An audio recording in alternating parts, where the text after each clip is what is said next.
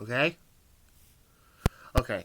What else Hard is back with the first of 4 WrestleMania reviews, and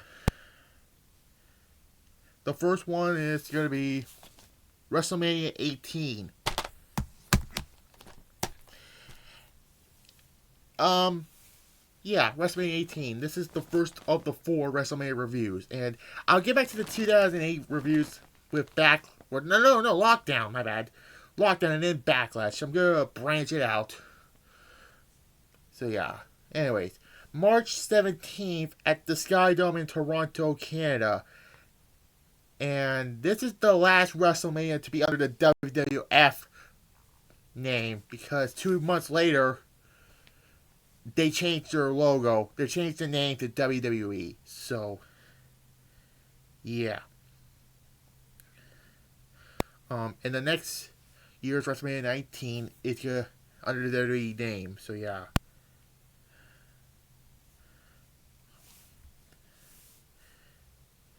Anyways. Um, so, this WrestleMania, it was a good WrestleMania, but compared to 17 and 19, it's sandwiched in between. Um,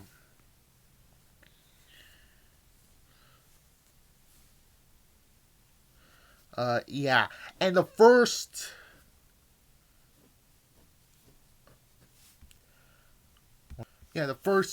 2 matches were 6 minutes. So yeah, let's get to WrestleMania 18. And like I said before, this is the last WrestleMania under the WWF name. This was like 2 weeks before the brand split begun. And number 3, and the third reason is, um, the third reason, this is the last WrestleMania to be in Canada. So yeah, the first one was in WrestleMania 6. Or not. Yeah, WrestleMania 6? Yeah. Yeah, that's the one. Anyways, so yeah, let's get to this show. First match is for the Intercontinental Championship. Rob Van Dam defeats William Regal to win the Intercontinental Championship. So, William Regal, for the second year in a row at WrestleMania, opens out with the Intercontinental Championship. The previous year, WrestleMania 17, he fought Jericho, who will be in the main event of the show. Now here, he's the champion, going against Rob Van Dam in his first WrestleMania. So yeah, short but good at the same time. RVD will win the Intercontinental Championship, and then he will feud with Eddie Guerrero after he came back. And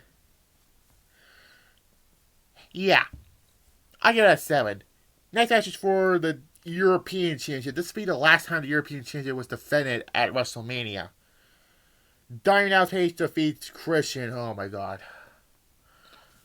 Just think, 2 years later, and DP will go to TNA, which this was the year where TNA began. But yeah, Christian wasn't on a losing streak at this point, and thanks to DP, he won a match, but Christian turns on him and led to this match. This match was okay. You could tell this is not the same Diamond Dallas Page from WCW. And this was right after that horrible invasion angle, which I already did the entire 2001 reviews of that. DB went from a stalker to this goofy smiling character. But yeah. This match was just okay. I get a 5 in the, yeah. Yeah. This, and Christian went on had a tamper at the end of it. But anyways, then we have for the Hardcore Championship. I'm gonna combine the entire Hardcore Championship scene. And begin with Maven versus Goldust. Then Spike Dudley comes out of nowhere, pins Maven to win the Hardcore Championship. It was under the 24/7 rule. And this was the last time the Hardcore Championship was defended at WrestleMania also.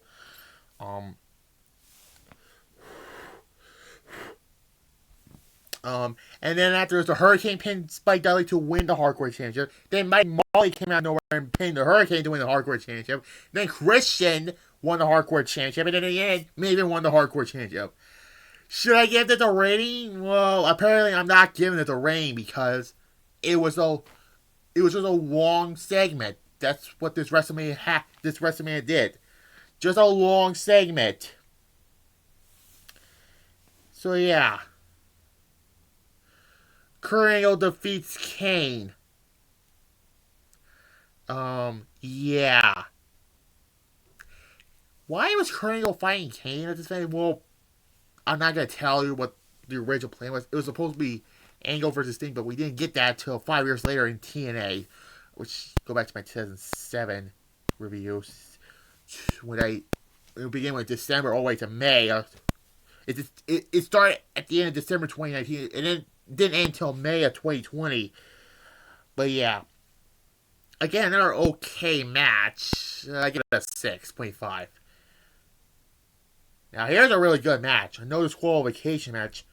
Undertaker defeats Ric Flair. This is actually Ric Flair's best match until 24, which I already did that against Shawn Michaels. Yeah, Undertaker was a match with Ric Flair because Ric Flair cost the Undertaker a match at No Way Out against The Rock. And, yeah, Undertaker had a decent, really good 2002, I thought. He started the year as a heel, and in the end, he ended with being a babyface again. This might be the last time I hear with a heel in his career.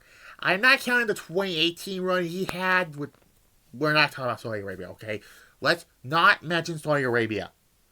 But yeah, Undertaker will win this match. He goes 10-0 at WrestleMania, and he will win the Undisputed Championship against Hogan at Judgment Day. And then, well, he was the first man drafted to Raw, which I kind of feel he should have been the first one to get drafted to SmackDown, I thought, because SmackDown's more of his show. Well, this was the early days of the brand split, but yeah. And then Ric Flair accept the challenge, and we get to this match. And yeah, again, great and no disqualification match. Now the show picks up because the first half was but the second half helped this WrestleMania. I give it an 8.5 out of 10. Well, besides the opener though, but yeah. Then we get a weird match between Edge defeating Booker T. They're fighting over Jabbing Shampoo. Which, fun fact, that was a Jabbing Shampoo commercial for WWE Crush Hour, which came out around this, or was it 2003? I don't remember. Yeah, that Crush Hour game. Fun game, though, but it's a little tough to play. But yeah, again, this was another short match. But it was a good match, though. But I gotta say, over the Shampoo. Over a Jabbing Shampoo commercial. What?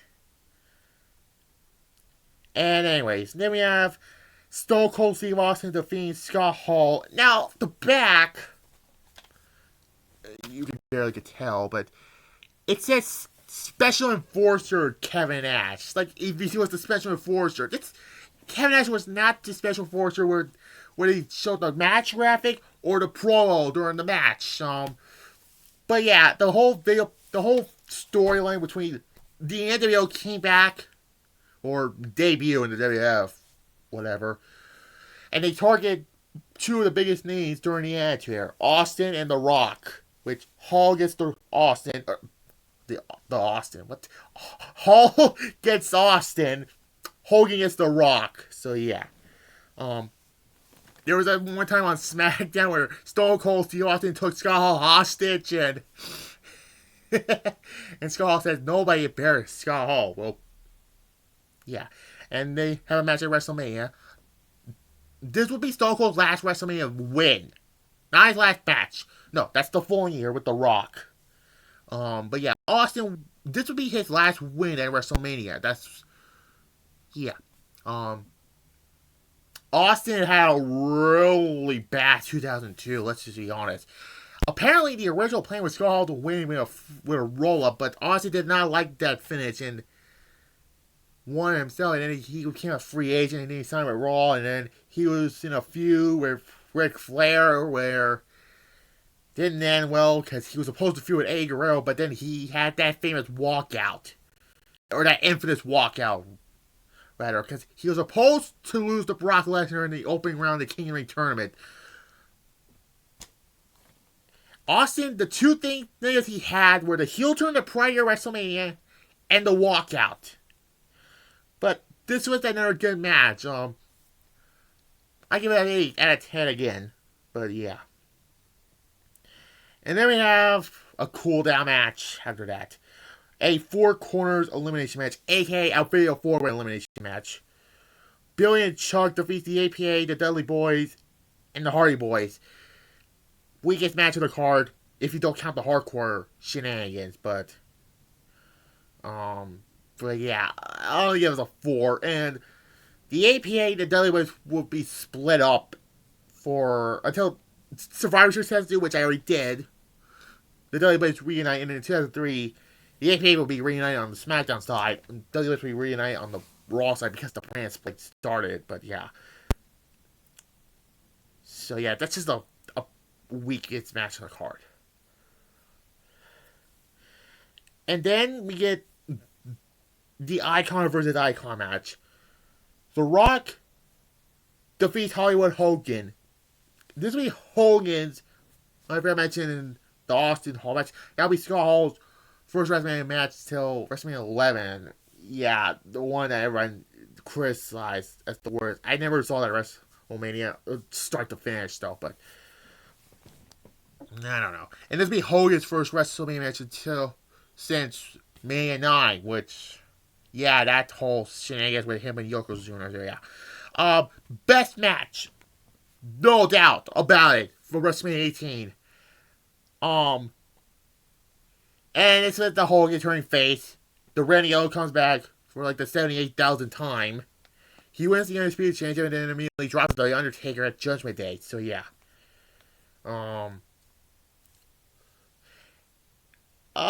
Great match. I definitely a 10 out of 10. So yeah. And then afterwards, Hall and Nash beat up Hogan. Rock and Hogan celebrating the ring, and then that Hogan celebrate with the posing, and yeah, like that's from that. It was from that cutscene from SmackDown. Shut Your Mouth. So yeah, might be a future review. Who knows? Then I had to feel sorry for these three. A triple threat match for the Women's Championship. Jazz defeats Trish Stratus and Lita. I think the one from WrestleMania 19 with Jazz, Victoria, and Trish was better than this. But yeah, it was a fine triple threat match, but it was between Hogan and Rock in the main event. Only give it a 6. And then we finally get to the main event for the Undisputed WWF Championship. Triple H defeats Chris Jericho. Now, this was the only time. Well, if you want to count Drew McIntyre from the main event WrestleMania 36 and then opening the following year's WrestleMania, but hear me out, okay? This will be the only time somebody opens a WrestleMania the prior year to the following year to main event it. I don't really count Drew McIntyre because it's reversed. So yeah, I don't count that as the only time. Jericho's the only man to open up a WrestleMania the prior year to the following one, main eventing WrestleMania. But I already talked about this horrible storyline, okay? It was solely about Triple H and Stephanie McMahon. Jericho was a non-factor in this storyline, if you already know already. I mean, for fuck's sake, they have him carrying Lucy the dog while be holding the both championships. And this was the divorce, the fake pregnancy. Storyline was terrible, okay?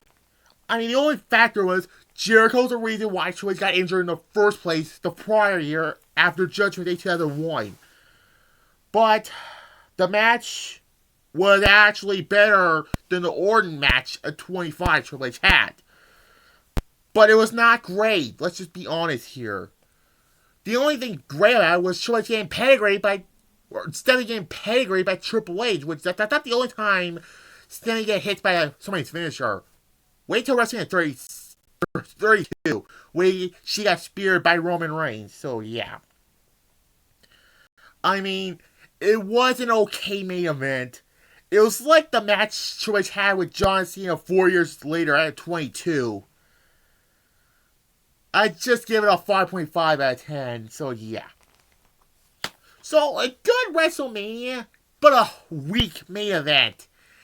We all agree that Rock and Triple H should have been the main event, but Vince has to put the world title at the end, so it is what it is, so yeah. The Rock and Hogan delivered. Triple H Jericho, well, they have a better match at Judgment Day inside the Hell in a Cell, but Jericho he hit rock bottom after losing to Triple H here. Because he didn't have a match at Backlash. He lost to Triple H at Judgment Day inside the Hell in a Cell. He lost to Rob Van Dam in the opener at King of the Ring 10-2. He lost to the newcomer John Cena. He lost to Ric Flair at SummerSlam when he moved over to Raw. He was the Intercontinental Champion, lost to the Kane, and he almost ended the year as the tag team champions with Christian. So yeah. I get a 7 out of 10 for WrestleMania 18. And also this has a poster. An insert poster, by the way. Which, yeah, you can see. Right here, icon for this icon, and which you can see here, the one and only. They did it with Survivor Series also in 2002, and then Survivor Series Testimony, but I don't have it because the copy I had doesn't have it, so yeah. So yeah. Overall, a 7 out of 10. This was a good WrestleMania, but compared to 17 and 19 and 20 also, it's sandwiched. It's the forgettable WrestleMania from 17 to 20. I'll be back with WrestleMania 28. And I'll be back tomorrow with my Lockdown 2008 review. Bye.